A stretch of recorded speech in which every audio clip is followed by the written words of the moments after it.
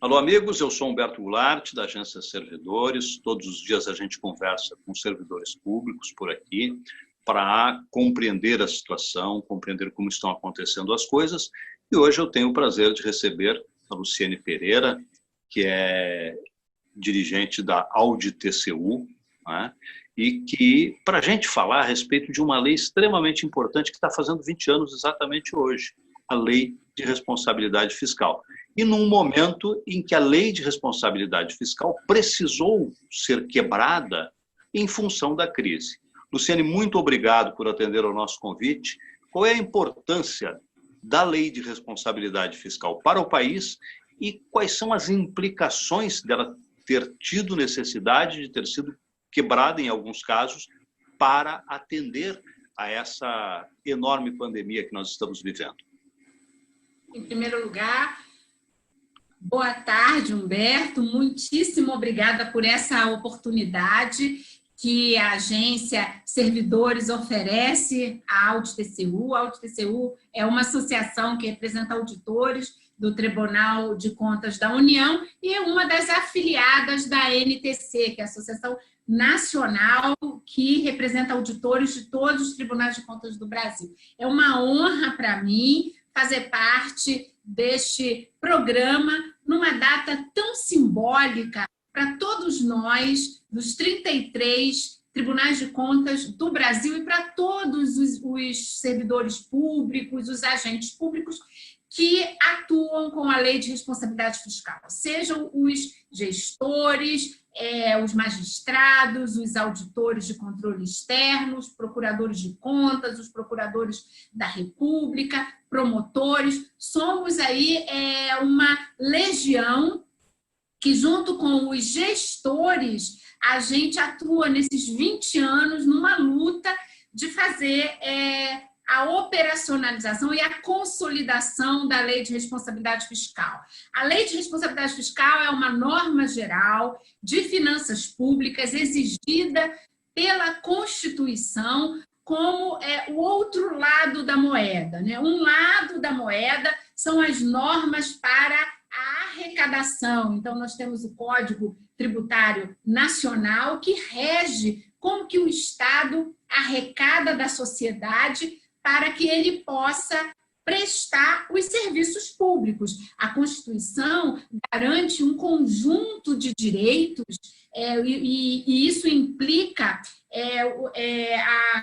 a consolidação de uma série de políticas públicas, de educação, de saúde, assistência social, como Bolsa Família, enfim, segurança pública, justiça, legislativo, é um conjunto de políticas públicas para que o Estado possa oferecer ao cidadão aquilo que ele necessita. Bom, de um lado, ele arrecada da sociedade os tributos e as contribuições. E, de outro lado, esse Estado não pode arrecadar sem limite. Então, a Constituição impõe uma série de limites à União, Estados e municípios.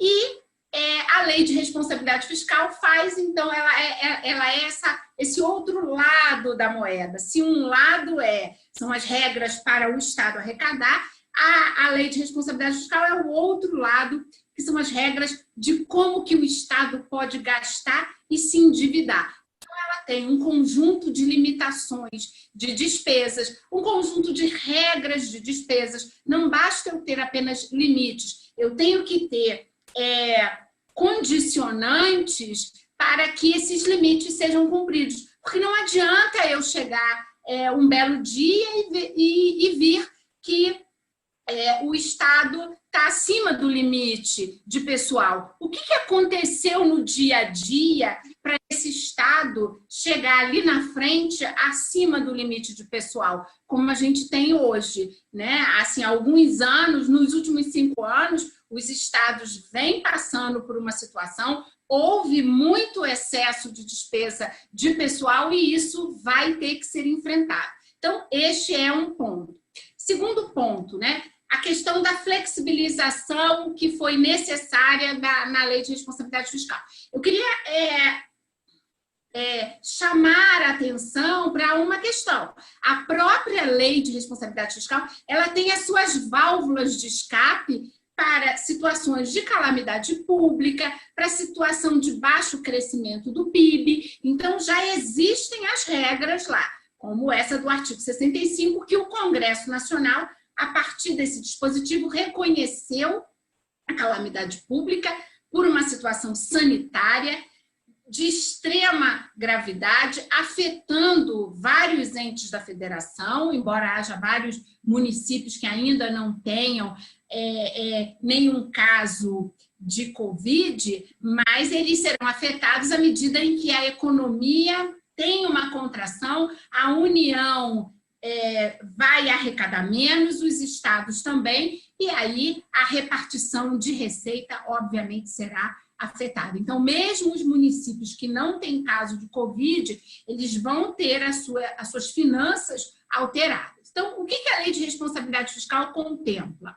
Não é? Ela suspende as condicionantes de entrega de recursos a título de transferências voluntárias. Então, mesmo que o município esteja devendo a Receita Federal, ao INSS, ele vai receber as transferências voluntárias da União. E também são suspensas as metas fiscais que têm como finalidade contribuir aí para uma trajetória sustentável da dívida pública. Não é? Então, isso fica suspenso e os entes da federação não precisam fazer resultado primário. Então, eles não precisam fazer a limitação de empenho para cumprir as metas fiscais. Bom, isso é o que está escrito no artigo expressamente, mas existem as flexibilizações que são implícitas, e uma delas, no meu entendimento, é o artigo 42 da LRF. Esse é um dispositivo que me preocupa muito, porque a partir de 1º de abril, os prefeitos que estão em último ano de mandato, eles começaram a ter que cumprir essa regra do artigo 42, que exige que cada obrigação financeira assumida a partir de 1º de abril do último ano de mandato, ele tem que deixar disponibilidade de caixa até 31 de dezembro. E os prefeitos, naturalmente, eles estão inseguros, porque está havendo uma queda na arrecadação, é previsível, é natural num cenário de crise. E o que acontece com esse prefeito? Quer dizer, se ele assume os contratos, aquele contrato lá com a empresa do oxigênio do hospital, a empresa de manutenção do respirador, porque não adianta só comprar respirador, são equipamentos muito sensíveis.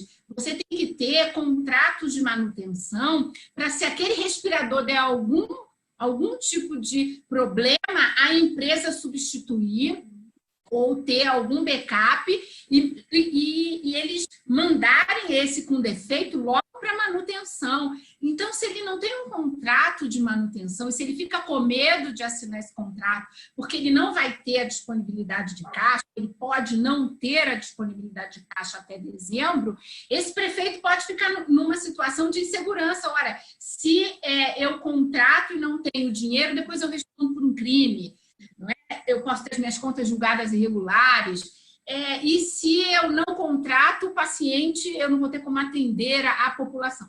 Então, eu diria para prefeitos, para enfrentamento de Covid, assumam as obrigações que depois, sem dúvida alguma, o Congresso Nacional vai ter que enfrentar essa situação, e eu tenho certeza que os órgãos de controle, os tribunais de contas, os ministérios públicos terão sensibilidade de compreender que esse gestor estava num cenário em que ele não poderia atuar no limite da reserva do possível. Então, eu recomendo aos prefeitos, aos secretários de saúde, que sim, façam os contratos que forem necessários para o enfrentamento da Covid. É claro que não vai contratar empresa para fazer show, coisas que são supérfluas nesse momento. Nesse momento, os recursos devem ser canalizados para o enfrentamento da Covid. Doutora Luciene, muito obrigado pela entrevista, muito obrigado pelos esclarecimentos e parabéns aos brasileiros por terem uma lei tão importante. Eu que agradeço mais uma vez a oportunidade.